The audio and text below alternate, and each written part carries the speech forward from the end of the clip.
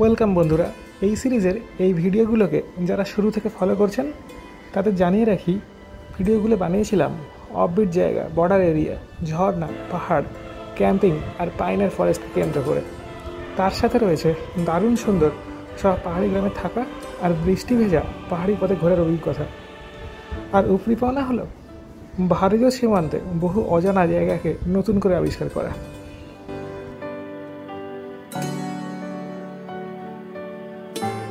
এইসব জায়গাগুলি হচ্ছে 1970, বুঝেছেন তো? ওই ব্রিজটা, ওই ছাতাটা, হ্যাঁ, সবই হচ্ছে 1970। এগুলো হচ্ছে সব অফবিট, কেউ চেনে না এগুলো।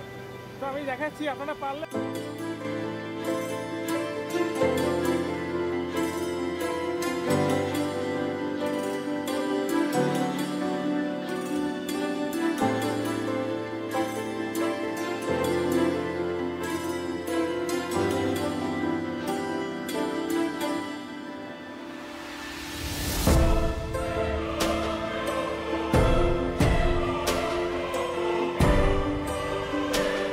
পয়েন্ট।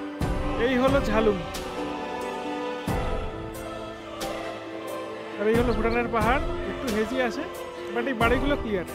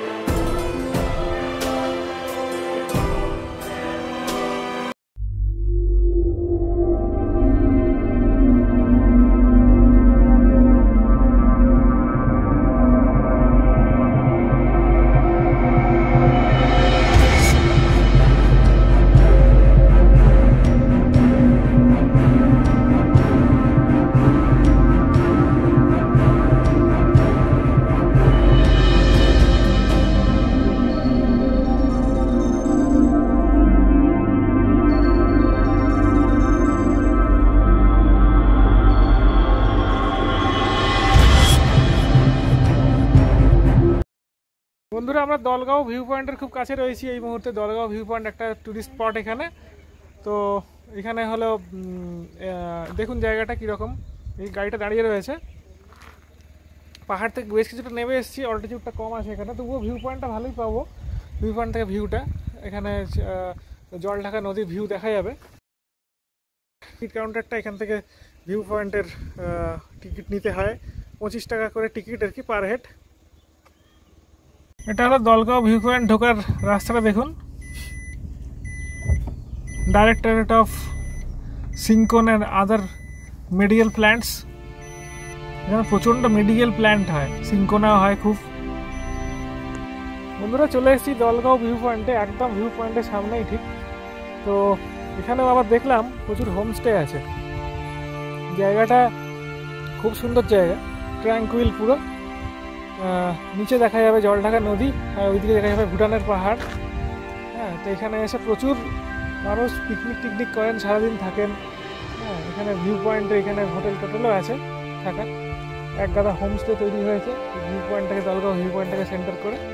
দেখুন ব্যাকগ্রাউন্ডে, আমার ব্যাকগ্রাউন্ডে এই যে পেছনে যদি একটু ঘোরাই তাহলে দেখতে পাবেন এই যে সাদা সাদা এই যে গ্রিন কালারের রুফওয়ালা বাড়িগুলো আছে, এগুলো হলো সব হোমস্টে দলগাঁও ভিউ পয়েন্টের সামনে। বাগান আছে, চলুন তাহলে দেখা যাক ভিউ পয়েন্টটা। দেখুন ভিউ পয়েন্টের সামনের ফুলের বাগানগুলো, ফুল গাছ করা আছে চারিদিকে।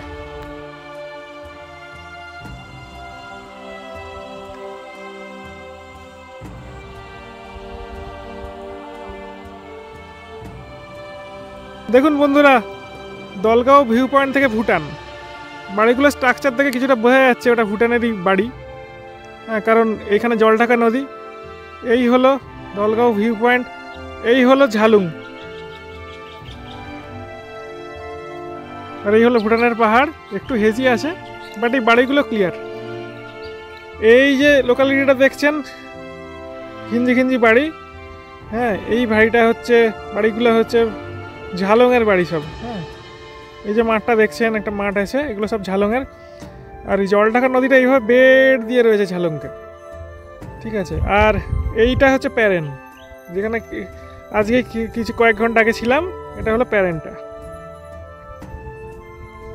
এই রাস্তাটা এরকম টার্নে উঠে গেছে, দেখুন এই যে প্যারেনে ওঠার রাস্তা, এই রাস্তা দিয়েই আমরা নেমেছি এবং গতকাল এই রাস্তা দিয়েই প্যারেনে গেছিলাম, মানে লোয়ার প্যারেনে আমরা যেখানটায় রয়েছি যে হোমস্টেটা যাওয়ার রাস্তা এটা।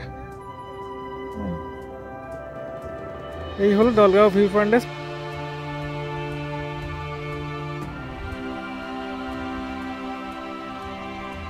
খুব মজার জায়গা বন্ধুরা। এদিকে stage two hydel project Jhalong, মাঝখানে জলঢাকা, ওদিকে ভুটানের পাহাড়, এইভাবে বেড দিয়ে রয়েছে ভুটান দেশটা আর ইন্ডিয়া একে অপরকে এই জায়গাটাতে।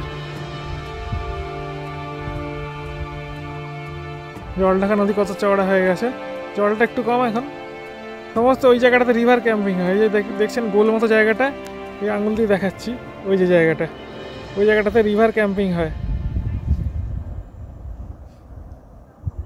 এইগুলোতে রিভার ক্যাম্পিং হয় সব।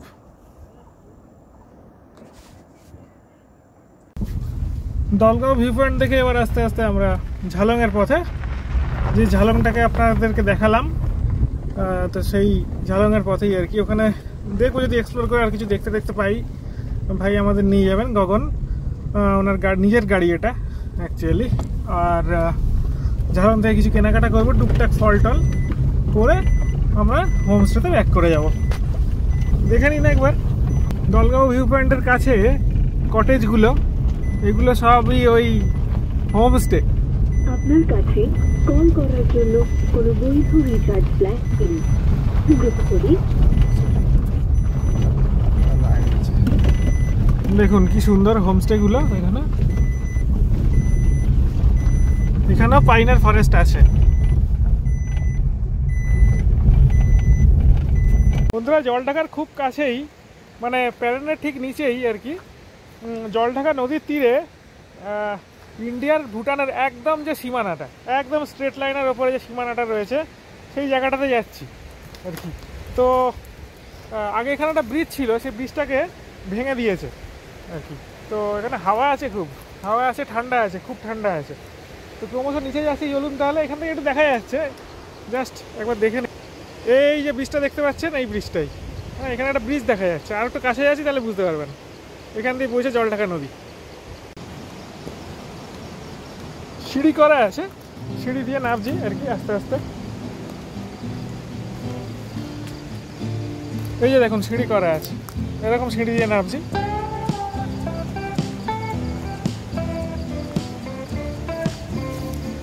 এরকম সিঁড়ি দিয়ে নেবে ভাই, নিয়ে যাচ্ছে গগন ভাই, নিয়ে যাচ্ছে। এই কলা গাছ আছে একটা, এখানে কলা হয়ে রয়েছে।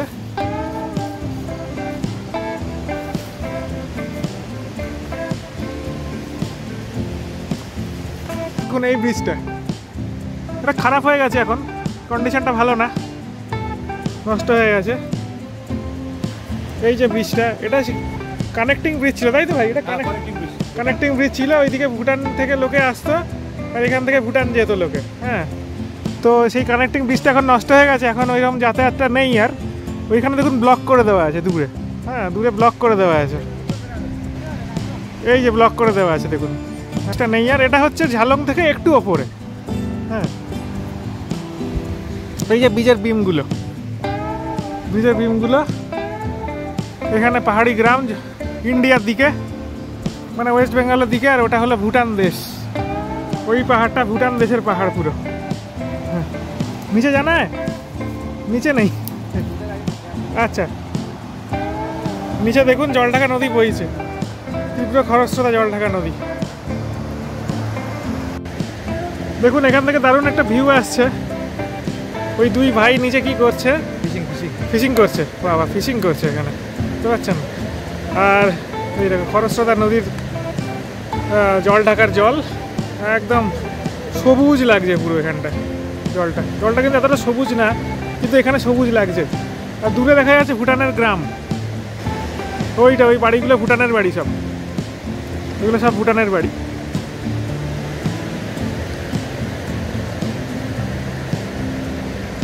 দেখুন বন্ধুরা, এখান থেকে দেখছি জলঢাকার দুরন্ত রূপ।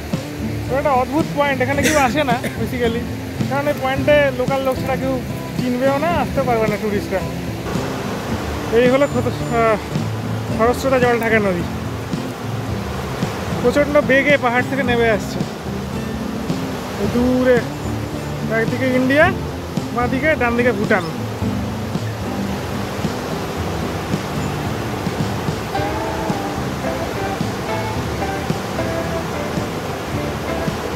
ইন্টারেস্টিং জায়গা। ওই ঝালং থেকে একটু ওপরে এই জায়গাটা, ওই যেখানে ব্রিজটা দেখাতে গেলাম তার থেকে কয়েক মিটার ডিস্টেন্সে আর কি এটা রয়েছে। এটা ছাতা রয়েছে এখানে। চলুন দেখি ওপরে কি দেখা যায়। এইসব জায়গাগুলি হচ্ছে 1970, বুঝেছেন তো? ওই ব্রিজটা, ওই ছাতাটা, হ্যাঁ, সবই হচ্ছে 1970। এগুলো হচ্ছে সব অফিস, কেউ চেনে না এগুলো। তো আমি দেখাচ্ছি, আপনারা পারলে আসবেন। তবে হ্যাঁ, একটু আসাটা শক্ত, মানে রাস্তার পাশে কোন জায়গাটা দিয়ে নামতে হবে সেটা বুঝতে পারবে না লোকে। তবু আর কি বলছি, যদি পারেন তো আসবেন, তবে লোকাল গাইডেন্স চাই, এই আর কি। তো এই হলো এখান থেকে জলঢাকা নদীর তো রূপ।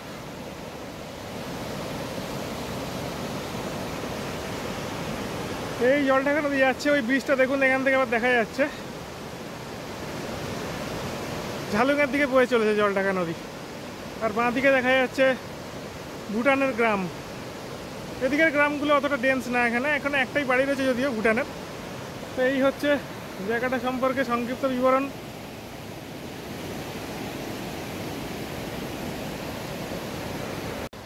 তো বন্ধুরা, আজ হলো রোববার, আজকে চলে এসেছি ঝালুং একটু বেড়াতে, জাস্ট একটু রিল্যাক্স করতে আর বেড়াতে আর কি, ঘুরে বেড়াতে, জায়গাটাকে দেখতে।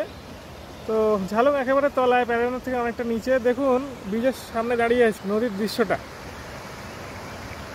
দুর্দান্ত দুর্দান্ত যাকে বলে। পাহাড়টা আবার একটা পাহাড় আবার নীল লাগছে, বিভিন্ন রকমের নীলচে কালার, একটা কোনোটা স্কাই, কোনোটা ডিপ নীল। এটা জলঢাকা নদীটা। বন্ধুরা, খুব সুন্দর একটা জায়গায় আমরা এসে উপস্থিত হলাম, যেটা বলছিলাম না, রিভার ক্যাম্পিং এই ধরনের জিনিসগুলো হয় নদীর তীরে, জলঢাকা নদীর তীরে। তো আমার পিছনে ব্যাকগ্রাউন্ডটা দেখুন একবার, এরকম ব্যাকগ্রাউন্ড। এই যে পাহাড়গুলো দেখছেন, এগুলো খুব ভঙ্গুর পাহাড়, এগুলো ভুটানের পাহাড়। এইরকম জায়গাটা, এখানে পার্ক মতো একটা করা আছে পেছনে, যেখানে লোকেরা খাওয়া দাওয়া করতে পারে। আর এইটা দেখুন একবার দৃশ্যটা, মেসমারাইজিং। তো এই হচ্ছে জায়গাটা, এখানে এসে আপনারা আরামসে বেশ কয়েকদিন কাটাতে পারেন, আর কি বলে, রিভার ক্যাম্পিং করতে পারেন। ভীষণ সুন্দর জায়গা। আর পেছনে রয়েছে দলগাঁও ভিউ পয়েন্ট, জায়গাটা দেখতে পাচ্ছেন ঠিক স্ক্রিনের মাঝখানটাতে। এটা হলো দলগাঁও ভিউ পয়েন্ট। এখানেই আমি ছিলাম গতকাল, এখান থেকে এই জায়গাটা দেখছিলাম, এখন এখান থেকে আবার দলগাঁও ভিউ পয়েন্টকে দেখছি। তো অ্যামেজিং জায়গাটা। এটা হলো জলঢাকার, পেছনের পাহাড়গুলো হলো জলঢাকার পাহাড়, ওইদিকে যে পাহাড়গুলো আছে, এই যে পাহাড়, জলঢাকার পাহাড় সব, হ্যাঁ। আর আমার ডান দিকে হলো সব ভুটানের পাহাড়, যেগুলো আমার ব্যাকগ্রাউন্ডে দেখতে পাচ্ছেন। তো এই হলো সংক্ষিপ্ত বিবরণ জায়গাটার। এটা আরেকটা স্পট, এটা অফবিট টাইপের একটু, কিন্তু মানুষ আসে ভালো, এখানে এসে থাকে। এখন যদিও সেরকম ভিড় নেই, বাট এখানে ক্যাম্পিং ট্যাম্পিং করে লোকে। তো অনেক দেখা করে বন্ধুরা, যে জিনিসটা দেখানো হয়নি সেটা হচ্ছে এদের খাবার এরিয়াটা। রাত্রিবেলা যে আমরা খেতে আসছি আর কি, যে জায়গাটাতে একদম পাহাড়ের কোলে, জলঢাকা নদীর গায়ে, একদম 3rd ফ্লোরে এদের হোমস্টেটার ঠিক মাথাতে।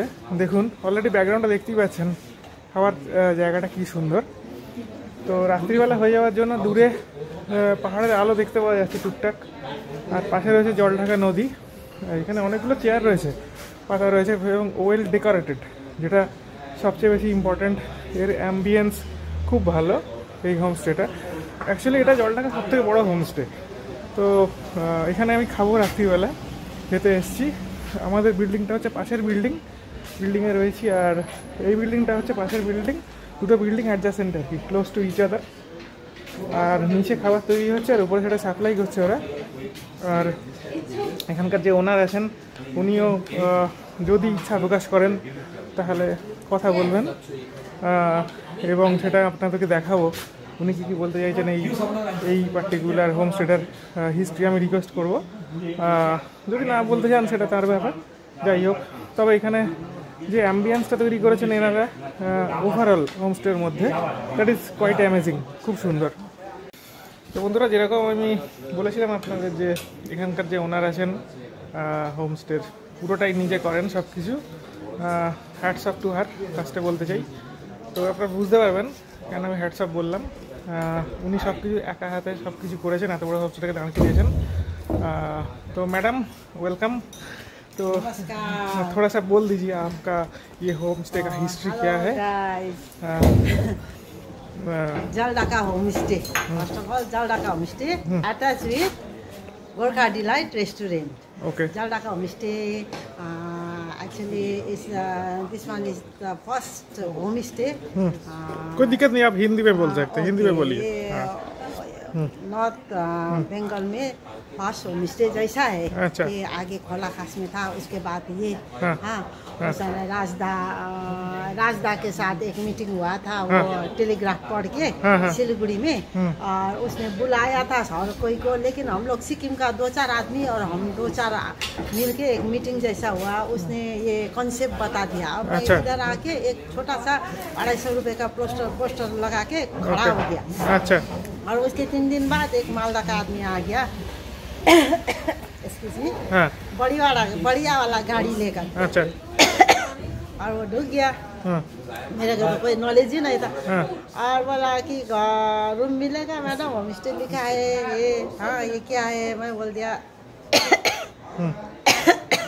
ठंडा लग गया।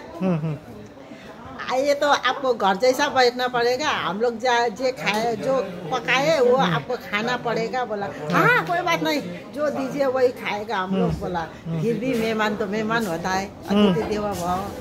मांस बना दिया, अच्छा, दाल बना दिया, भाजी बना दिया, उसको बहुत अच्छा लगा। और सुबह बोला कि कितना दूँ मैडम? बोला ना आपका मर्जी से दीजिए, आज फर्स्ट आप गा के मेरे लिए बोला ना। और उसने मेरे को उस समय बिना सोचे उस समय का 1500 रुपये दे दिया। अच्छा। और मैं तो इतना खुश हो गया, टाका मिल रहा है। और वहाँ से स्टार्ट किया मैं बिजनेस। और लोग आता था उस समय, खाना लोग खुद बनाता था, खाता था। बाद में ये होम स्टे इतना फैल गया, पूरा नॉर्थ बंगाल में फैल गया। अभी थोड़ा ये इंडस्ट्री थोड़ा अपडेट होने लगा, मैं भी थोड़ा अपडेट हो गया। आप लोग आइए। और बेहतरीन करने के लिए जो चीजें चाहिए आप सब कुछ डाल दिया है इधर। अच्छा, और एक चीज बताइए, कितने सारे रूम्स है? रूम का रेंट्स कैसा होता है? 6 रूम है एक्चुअली, मैक्सिमम 6 रूम। मेरा नीचे का रूम है, हम लोग का अपना घर है नीचे। लेकिन कभी कभी ओवरफ्लो आ ही जाता है कि एक बस में आ जाता है, उस समय थोड़ा यूज कर लेता हूँ। नहीं तो मैं सिर्फ 6 रूम्स है। और सब सारे रेंजेस है, कितना है रेंट का? रेट वो अकॉर्डिंग टू देयर चॉइस होता है। कोई मच्छी खाता है तो कोई it's depends on their demand. तो कोई एक खाता है तो कोई चिकन खाता है तो कोई वेज खाता है, डिपेंड करता है। दूसरा थोड़ा और घूमने के लिए जैसे मेरे लिए आपने कार अरेंज कर दिया, करते हैं? सब टाइप का है, सोचिए तो ये एक्चुअली नॉर्थ बंगाल का एक ट्रेजर जैसा है। ये तो हम लोग तो बाद में 4-5 में घूमने के लिए क्या क्या है, थोड़ा व्यूअर्स को बोल दीजिए। आसपास में बहुत सारा है, देखिए इधर 1 महीने के लिए भी आता है आदमी लोग। अच्छा। 1 महीने बैठता है, आराम से बैठता है। अच्छा। इधर उधर अकेले इंडिपेंडेंटली घूम जाता है। मैं थोड़ा इंफॉर्मेशन दे देता हूँ, आज इधर जाइए। शेयरिंग गाड़ी बहुत सारा मिलता है ना, टाका खर्च करने का नहीं है ना। ठीक। नदी तो बड़ा पूरा जलढाका ही नदी बह रहा है। हर समय जिधर जाओ नदी, जिधर देखो व्यूज। इधर देखो भूटान का बाउंड्री सिनेटिक व्यू है। इधर नथुला पास दिख ही जाएगा। इधर पूरा फॉरेस्ट एरिया, रंगो में जाने से पूरा गुफा है। रंगो में पाइन ट्री रेंजेस है। और वो ब्रिज वाला जो है, जो उधर सामने में होम स्टे भी है। और चिसंग गया तो बहुत बड़ा मीडोज, माउंटेन्स, रेंजेस, बहुत सारा ऐसे क्लोज टू नेचर ये सब है। और इधर सिद्धेश्वरी मंदिर भी है जो बहुत बहुत बहुत बहुत बहुत क्या है मतलब पुराना और जागृत मंदिर है। एकदम जो इच्छा मन में जागरण हो वो पूरा हो जाता है, बोलता है। তো বন্ধুরা সুপ্রভাত, আরেকটি খুব সুন্দর সকাল এই জলঢাকাতে। তো আমার এই ট্যুরটা শেষ হয়ে গেল, শেষের পথে আর কি, শেষই হয়ে গেল। আজকে বেরিয়ে যাব, আজকে এখান থেকে চলে যাব জলপাইগুড়ি। হ্যাঁ, জলপাইগুড়ি থেকে ধরবো তিস্তা তোরসা এক্সপ্রেস। তিস্তা তোরসা আমাদেরকে নিয়ে ছেড়ে দেবে হলো মালদাতে, সেখান থেকে আরেকটা কানেক্টিং ট্রেন আছে, এইভাবে বেরিয়ে যাবো আর কি। তো পেছনে দেখতে পাচ্ছেন ব্যাকগ্রাউন্ড, ওই জায়গাটাতে আবার এসেছি, জলঢাকা নদীর তীরে আমার যে হোমস্টেটা রয়েছে সেখানে। তো আমরা ঘুরলাম বিভিন্ন জায়গা এই ট্যুরে। সবথেকে সুন্দর লাগলো রঙ্গ ছাড়াও রইল দলগাঁও ভিউ পয়েন্ট, যেটাও কিনা খুবই সুন্দর জায়গা। চারিদিকে সব কিছু দেখা যায় একসাথে, ভুটান, জলঢাকা, ঝালং সমস্ত কিছু দেখা যায় ওখান থেকে। আর এছাড়া দেখালাম ছোটো ছোটো অফবিট স্পট কিছু, যেরকম একটা পুরোনো ব্রিজ ছিল, আগে লোকে ভুটান যেত বা ভুটান থেকে আসতো, সেই ব্রিজটা, এবং জলঢাকা নদীর তীরের জায়গাগুলো, এবং যেখানে ক্যাম্প স্টে হয় ঝালংয়ে আর কি, সেটা দেখালাম। এই সব জায়গাগুলো দেখালাম। তো এগুলোর দূরত্ব হলো, সবই দূরত্ব মোটামুটি কলকাতা থেকে 700 কিলোমিটার। আর অন্যান্য শহরগুলো থেকে যেরকম গুয়াহাটি থেকে এটা অনেক কাছে অ্যাকচুয়ালি, আসাম থেকে 400 কিলোমিটারের মতো ডিস্টেন্স পড়বে। আর নিউ দিল্লি, এই সমস্ত নর্থ ইন্ডিয়া থেকেও, নর্থ ইন্ডিয়ার যে শহরগুলো আছে সেখান থেকেও অ্যাপ্রক্সিমেটলি 1500 কিলোমিটারের মতো ডিস্টেন্স পড়বে। এগুলো সবই ওয়েল কানেক্টেড থ্রু শিলিগুড়ি। তো আপনাদেরকে এখানে আসতে গেলে ভায়া শিলিগুড়ি আসতে হবে। শিলিগুড়ি থেকে আপনারা গাড়ি পেয়ে যাবেন, বাস পাবেন, গাড়ি পাবেন, যেভাবে আমি এলাম আর কি সেভাবে আসবেন। আর শিলিগুড়িতে well connected throughout the India. আর প্লেনে করে আসতে চাইলে শিলিগুড়ির বাগডোগরা এয়ারপোর্টে নেবে। বাগডোগরা অলসো ওয়েল কানেক্টেড বম্বের সাথে, দিল্লির সাথে, কলকাতার সাথে, গুয়াহাটির সাথে, ভুবনেশ্বর, এই ধরনের শহরগুলোর সাথে। ব্যাঙ্গালোরও অবভিয়াসলি রয়েছে, ফ্লাইট শুরু হয়ে গেছে। ফরেনার ফ্লাইটও রয়েছে একটা দুটো, বাগডোগরাতে আছে সেগুলো আর কি। তো এইভাবে আসবেন এখানে, খুব সুন্দর জায়গা, অসাধারণ জায়গা। তো এবার কিছুক্ষণ পরে আমরা রওনা দেবো, আর কয়েক ঘন্টা পরে রওনা দেবো ট্রেন ধরার জন্য। তো স্টেশনে গিয়ে আবার কথা হবে। তো যদি কিছু ভালো জিনিস পাই যাওয়ার পথে দেখিয়ে নেবো অবশ্যই। তো সঙ্গে থাকুন বন্ধুরা, সবাইকে অনেক ধন্যবাদ। তো বন্ধুরা, শেষ হয়ে গেল এই ট্যুরটা, এই নর্থ বেঙ্গল ট্যুরটা। দেখালাম অনেক জায়গা, বিশেষ করে সবচেয়ে ভালো যেটা লাগলো রঙ্গ। যাই হোক, এখন আমরা 80 কিলোমিটার পথ পেরিয়ে জলঢাকা থেকে জলপাইগুড়ি রোড স্টেশনে রয়েছি। এই মুহূর্তে জলপাইগুড়ি রোড স্টেশনে পৌঁছে গেছি। এখন দুপুর 2:35। তো আর কিছু নতুন করে দেখানোর নেই। আমরা এখান থেকে তিস্তা তোরসা এক্সপ্রেস ধরে চলে যাবো শিয়ালদার পথে। আশা করি আপনাদের ভালো লাগলো এই ভিডিওটা। যদি ভালো লেগে থাকে তাহলে দয়া করে লাইক, শেয়ার আর সাবস্ক্রাইব করবেন, আর একটু ছড়িয়ে দেবেন ভিডিওটা। এই বলে আমি এই ভিডিও থেকে বিদায় নিচ্ছি বন্ধুরা। সবাই ভালো থাকবেন, সুস্থ থাকবেন, আর দেখতে থাকবেন এই চ্যানেলটি। সবাইকে অসংখ্য ধন্যবাদ।